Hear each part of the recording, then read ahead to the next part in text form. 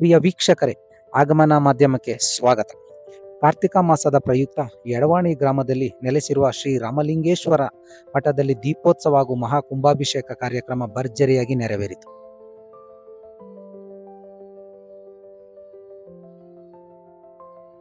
ಕಾರ್ಯಕ್ರಮಕ್ಕೆ ಆಗಮಿಸಿದ ಚುಂಚನಗಿರಿಯ ಪೀಠಾಧ್ಯಕ್ಷರಾದಂಥ ಶ್ರೀ ಶ್ರೀ ಡಾಕ್ಟರ್ ನಿರ್ಮಲಾನಂದನಾಥ ಸ್ವಾಮೀಜಿ ಕೂಡ ಆಗಮಿಸಿದರು. ಯಡವಾಣಿ ಗ್ರಾಮ ಪಂಚಾಯಿತಿ ಅಧ್ಯಕ್ಷರು, ಉಪಾಧ್ಯಕ್ಷರು ಹಾಗೂ ಸಿಬ್ಬಂದಿಗಳು ಸ್ವಾಮೀಜಿಯನ್ನು ಬೆಳ್ಳಿಯ ರಥದಲ್ಲಿ ಮೆರವಣಿಗೆ ಹಾಗೂ ಗೋವುಗಳನ್ನು ಸಿಂಗರಿಸಿಕೊಂಡು ಊರಿನ ನೂರಾರು ನಾರಿಯರು ಕಳಸನ್ನು ಹೊತ್ತು ನಿರ್ಮಲಾನಂದ ಸ್ವಾಮೀಜಿಯನ್ನು ಮಠಕ್ಕೆ ಬರಮಾಡಿಕೊಂಡರು. ರಾಮಲಿಂಗೇಶ್ವರ ಮಠದ ಪ್ರಧಾನ ಅರ್ಚಕರು ದೇವಸ್ಥಾನದ ಬಗ್ಗೆ ಕುರಿತು ಜನಗಳಿಗೆ ತಿಳಿಸಿದರು. ಇದು ರಮಾನಂದ ತೀರ್ಥ ಗುರುಗಳು ನಾವು ನೋಡಿದಂಥ ಕಾಲದಲ್ಲಿ 3 ತಲೆಮಾರು ಆಗಿದೆ. 3 ತಲೆಮಾರು ಆಗಿರೋ ಸನ್ನಿವೇಶದಲ್ಲಿ ರಮಾನಂದ ತೀರ್ಥ ಗುರುಗಳು ಅಂತ ಬಂದು ಮಾಡಿದ್ರು. ಇಲ್ಲಿ ರಾಮಲಿಂಗೇಶ್ವರನನ್ನ ಬಂದು ಪ್ರತಿಷ್ಠಾಪನೆ ಮಾಡಿಸಿದ್ರು. ಆ ಉದ್ದೇಶಕ್ಕೋಸ್ಕರ ರಾಮಲಿಂಗೇಶ್ವರ ಅನ್ನೋದೊಂದು ಇಲ್ಲಿ ಪ್ರತೀತಿ ಇದೆ. ಮತ್ತೆ ಹೇಮಗಿರಿ ಸ್ವಾಮಿಗಳು ಬಂದು ಹೋದ್ರು. ಇಲ್ಲಿ ಹುಲಿಯೂರು ದುರ್ಗ ಹತ್ರ ಹೇಮಗಿರಿ ವರದರಾಯ ಸ್ವಾಮಿ ದೇವಸ್ಥಾನ ಇದೆ. ಹೇಮಗಿರಿ ಮಹಾಸ್ವಾಮಿಗಳು ಬಂದು ಇಲ್ಲಿಗೆ ಅಧಿಪತಿ ಆಗಿದ್ರು ಅನ್ನೋದೊಂದು. ಯಡಿಯೂರು ಸಿದ್ಧಲಿಂಗೇಶ್ವರ ಸ್ವಾಮಿಗಳು ಕೃಪಾಗಮನ ಆಗಿತ್ತು ಅನ್ನೋದು ಒಂದು ವಾಡಿಕೆ. ಆ ಉದ್ದೇಶಕ್ಕೋಸ್ಕರ ಇಲ್ಲಿ ಯಡವಾಣಿ ಗ್ರಾಮ ಮತ್ತು ಇಲ್ಲಿ ಒಂದು ದೇವ ಸಂಕಲ್ಪದಿಂದ ಒಂದು ಹೆಣ್ಣು ರಾಕ್ಷಸ ದೇವತೆಗಳು ಆಗಮನದ ಮುಖಾಂತರ ಹೆಣಗಳನ್ನ ತಿನ್ನುವಂತಹ ರಾಕ್ಷಸಿ ಆಗಿದ್ರು. ಆ ರೌದ್ರ ಅವತಾರ ತಡೀಲಿಕ್ಕೆ ಒಂದು ರಾಮಲಿಂಗೇಶ್ವರನ ಇಲ್ಲಿ ಪ್ರತಿಷ್ಠಾಪನೆ ಮಾಡಿ ಒಂದು ಶಾಂತಿ ಗ್ರಾಮವನ್ನ ಮಾಡಬೇಕು. ಇಲ್ಲಿ ಯಾವುದೇ ವಿಘ್ನಪಾತ ತಾಪತ್ರಯಗಳು ಮತ್ತೆ ಈ ನಾಡು ಮಾರಿರು ಊರು ಮಾರಿರು ಅಂತ ಇರ್ತಾರಲ್ಲ, ಅವನ್ನೆಲ್ಲ ತಡೆಯೋದಕ್ಕೋಸ್ಕರ ಇಲ್ಲಿ ರಾಮಲಿಂಗೇಶ್ವರನ ಪ್ರತಿಷ್ಠಾಪನೆ ಮಾಡಿ ಅವತ್ತಿನಿಂದ ಇವತ್ತಿನವರೆಗೂ ಇದು ಸಾಂಗವಾಗಿ ನಡ್ಕೊಂಡು ಬರ್ತಾ ಇದೆ. ಈ ಬಸವಾನಂದ ಸ್ವಾಮೀಜಿಗಳು ಇವರ ಕೈಂಕರ್ಯದ ನೇತೃತ್ವದಲ್ಲಿ ಇವತ್ತು ದಿವಸ ಈ ಸುಸಂದರ್ಭದಲ್ಲಿ ಚುಂಚನಗಿರಿ ಸ್ವಾಮಿಗಳು ಹಿಂದೆ 25 ವರ್ಷದಲ್ಲಿ ಬಂದಿದ್ರಂತೆ ಇಲ್ಲಿಗೆ, ನಮಗದು ತಿಳಿದಿಲ್ಲ. ಇವತ್ತು ನಿರ್ಮಲಾನಂದ ಸ್ವಾಮೀಜಿಗಳು, ಆಲಿ ಸ್ವಾಮೀಜಿಗಳು ಏನೇನಿದ್ದಾರೆ ಅವರು ಬಂದು ಇವತ್ತು ಅವರ ಸಮ್ಮುಖದಲ್ಲಿ ಕಾರ್ಯಕ್ರಮ ನೆರವೇರ್ತಾ ಇದೆ. ಆ ಉದ್ದೇಶಕ್ಕೆ ಸರ್ವರಿಗೂ ಒಳ್ಳೇದಾಗ್ಲಿ ಅಂತ ಭಕ್ತರು ಕಾರ್ಯಕ್ರಮವನ್ನ ನೆರವೇರಿಸ್ತಾ ಇದ್ದಾರೆ. ಮೂಲಕ ಈ ಒಂದು ಕಾರ್ಯಕ್ರಮವನ್ನು ಯಶಸ್ವಿಯಾಗಿ ನೆರವೇರಿಸಿಕೊಟ್ಟು ನಮ್ಮ ಬಂಧು ಬಾಂಧವರಿಗೆ, ರೈತ ಬಾಂಧವರಿಗೆ ಒಂದೆರಡು ಹಿತವಚನವನ್ನ ನುಡಿಬೇಕು ಅಂತ ಅವರಲ್ಲಿ ಕಳಕಳಿಯಿಂದ ಪ್ರಾರ್ಥಿಸ್ಕೊಳ್ತಾ ಇದ್ದೀವಿ. ಜೈ ಹಿಂದ್, ಜೈ ಕರ್ನಾಟಕ. ದೀಪೋತ್ಸವ ಹಾಗೂ ಕುಂಭಾಭಿಷೇಕಕ್ಕೆ ಬಂದಿದ್ದ ಸಾವಿರಾರು ಜನಗಳ ಮುಂದೆ ಮಠದ ಪೀಠಾಧ್ಯಕ್ಷರಾದಂಥ ಬಸವಾನಂದ ಸ್ವಾಮೀಜಿ ದೀಪೋತ್ಸವದ ಬಗ್ಗೆ ಮಾತನಾಡಿದರು. ಹೇಳ್ರಿ ಎಲ್ಲರೂ ಜೋರಾಗಿ, ಜೈ ಶ್ರೀ ಗುರುದೇವ್. ಓಂ ಅಖಂಡ ಮಂಡಲಾಕಾರಂ ವ್ಯಾಪ್ತಂ ಮೇನ ಚರಾಚರಂ ತತ್ಪದಂ ಮೇನ ಶ್ರೀ ಗುರವೇ ನಮಃ. ಪರಮ ಪೂಜ್ಯ ಜಗದ್ಗುರು ಯುಗಯೋಗಿ ಪದ್ಮಭೂಷಣ ಪುರಸ್ಕೃತ ಭೈರವೈಕ್ಯ ಜಗದ್ಗುರು ಶ್ರೀ ಶ್ರೀ ಡಾಕ್ಟರ್ ಬಾಲಗಂಗಾಧರನಾಥ ಸ್ವಾಮೀಜಿಯವರ ಪಾದಗಳನ್ನು ಹೃತ್ಕಮಲದಲ್ಲಿ ಸ್ಮರಿಸಿಕೊಂಡು ಉಭಯ ಜಗದ್ಗುರುಗಳಾಗಿರ್ತಕ್ಕಂಥ ಜ್ಞಾನ ವಿಜ್ಞಾನ ಯೋಗಿ ಪರಮ ಪೂಜ್ಯ ಜಗದ್ಗುರು ಶ್ರೀ ಶ್ರೀ ಡಾಕ್ಟರ್ ನಿರ್ಮಲಾನಂದನಾಥ ಮಹಾಸನ್ನಿಧಿಯವರ ಪಾದಗಳಿಗೆ ನಮಸ್ಕರಿಸಿ, ಹಾಗೂ ಈ ವೇದಿಕೆಯ ಮೇಲೆ ಉಪಸ್ಥಿತರಿರ್ತಕ್ಕಂಥ ಶ್ರೀ ಆದಿಚುಂಚನಗಿರಿ ಮಹಾಸಂಸ್ಥಾನ ಶಾಖಾ ಮಠ ಆದಂಥ ಚಿಕ್ಕಬಳ್ಳಾಪುರದ ಪರಮ ಪೂಜ್ಯ ಶ್ರೀ ಶ್ರೀ ಮಂಗಳನಾಥ ಮಹಾಸ್ವಾಮೀಜಿಯವರಿಗೂ ಕೂಡ ನಮಸ್ಕಾರಗಳನ್ನು ಸಲ್ಲಿಸುತ್ತಾ, ಹಾಗೂ ಈ ವೇದಿಕೆ ಮೇಲೆ ಆಸೀನರಾಗಿರ್ತಕ್ಕಂಥ ಮತ್ತು ಮುಂಭಾಗದಲ್ಲಿ ಆಸೀನರಾಗಿರ್ತಕ್ಕಂಥ ಭಕ್ತ ಜನಗಳೆಲ್ಲರಿಗೂ ಕೂಡ ನನ್ನ ನಮಸ್ಕಾರಗಳು. ಸುಮಾರು 2005ರಲ್ಲಿ ರಾಮಾರೂಢ ಸ್ವಾಮಿಗಳು ನಿಧನ ಆದ ನಂತರದಲ್ಲಿ ಮಠದ ಚಟುವಟಿಕೆಗಳು ನಿಂತೋಗಿತ್ತು. ಶ್ರೀನಿವಾಸ ಮೂರ್ತಿಯವರು ಮತ್ತು ಶಿವರಾಮಯ್ಯನವರು ಅದನ್ನು ಹಾಗೇ ಬಿಡಬಾರ್ದಂತ ಸ್ವಲ್ಪ ಅದನ್ನು ನಡೆಸ್ಕೊಂಡು ಬಂದಿದ್ರು. ಕಾಲಕ್ರಮೇಣದಲ್ಲಿ ಈ ಒಂದು ಮಠದ ಪರಂಪರೆ 120 ವರ್ಷಗಳ ಹಿಂದಿನಿಂದಲೂ ಇಲ್ಲಿ ನಡೆದು ಬಂದಿದೆ. ಪರಮ ಪೂಜ್ಯ ಜಗದ್ಗುರುಗಳು ಕೂಡ ಈ ಗ್ರಾಮಕ್ಕೆ ತುಂಬಾ ನಿಕಟವಾದಂತ ಆತ್ಮೀಯ ಸ್ನೇಹ ಸಂಬಂಧವನ್ನ ಹೊಂದಿದ್ರು.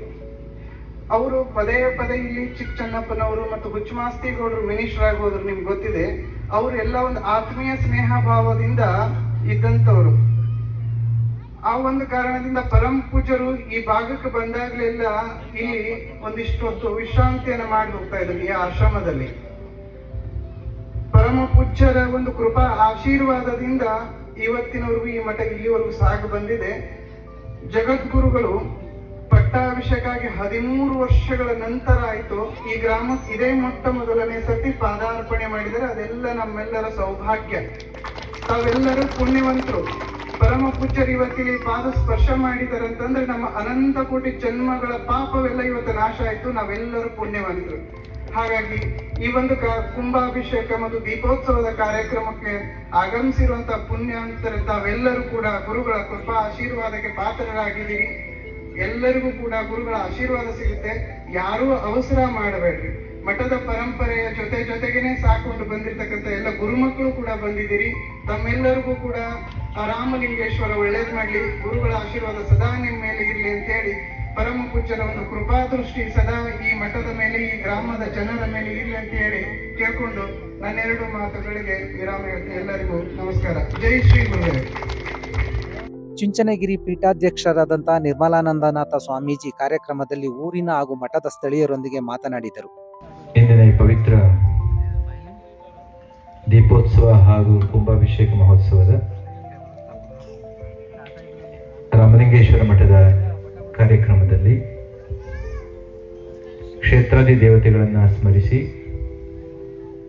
ನಮ್ಮೆಲ್ಲರ ಆರಾಧ್ಯ ದೈವಯೋಗಿ ಪದ್ಮಭೂಷಣ ಜಗದ್ಗುರು ಡಾಕ್ಟರ್ ಶ್ರೀ ಬಾಲಗಂಗಾಧರನಾಥ ಮಹಾಸ್ವಾಮೀಜಿಯವರ ದಿವ್ಯ ಚೇತನಕ್ಕೆ ಮನಸ್ಸನ್ನು ನಮಿಸಿ ಮಠದ ಸ್ವಾಮಿಗಳಾದ ಶ್ರೀ ಬಸವಾನಂದ ಸ್ವಾಮೀಜಿಯವರ ಉಪಸ್ಥಿತಿ ಮತ್ತು ಸಾನ್ನಿಧ್ಯವಿದೆ. ನಿಮ್ಮ ಆದಿಚುಂಚನ ಮಹಾಸಂಸ್ಥಾನ ಮಠ ನಮ್ಮ ತುಮಕೂರು ಜಿಲ್ಲೆಯ ಶಾಖೆಯ ಸ್ವಾಮಿಗಳಾದ ಶ್ರೀ ಮಂಗಳನಾಥ ಸ್ವಾಮಿಗಳ ಉಪಸ್ಥಿತಿ ಇದೆ. ಹುಚ್ಚಮಾಸ್ತೇಗೌಡರು ಬಹುದೊಡ್ಡ ಹೆಸರು ನಾಡಿನಲ್ಲಿ, ನಿಮ್ಗೆ ಹೆಂಗೆ ಗೊತ್ತೋ ಇರೋ ಗೊತ್ತಿಲ್ಲ, ಆದರೆ ಬಹುದೊಡ್ಡ ಹೆಸರನ್ನ ಮಾಡಿದಂಥವರು. ನಾಗರಾಜ್ರವರೇ, ಡಾಕ್ಟರ್ ರವಿ ನಾಗರಾಜಯ್ಯ, ಎಲ್ಲ ಸ್ವಾಮಿಗಳೇ, ಸುತ್ತಮುತ್ತಲ 5-10 ಗ್ರಾಮಗಳಿಂದ ಬಂದಂಥ ಎಲ್ಲ ಪ್ರಮುಖರೇ, ತಾಯಂದಿರೇ, ಸದ್ಭಕ್ತರೇ, ಯುವಕರೇ, ಮಾಧ್ಯಮ ವೃಂದದವರೇ, ಇದೊಂದು ವಿಶೇಷವಾದ ಕಾರ್ಯಕ್ರಮ.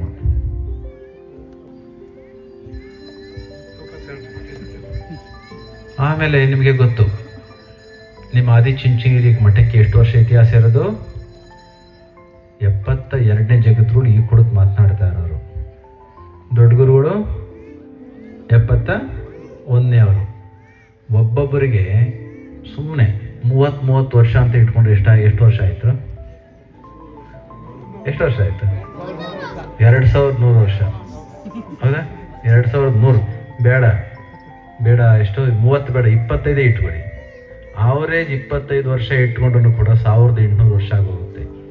ಮಠದ ಇತಿಹಾಸದ recorded history says that Math the history of 1800 years. ಎಷ್ಟು ವರ್ಷ?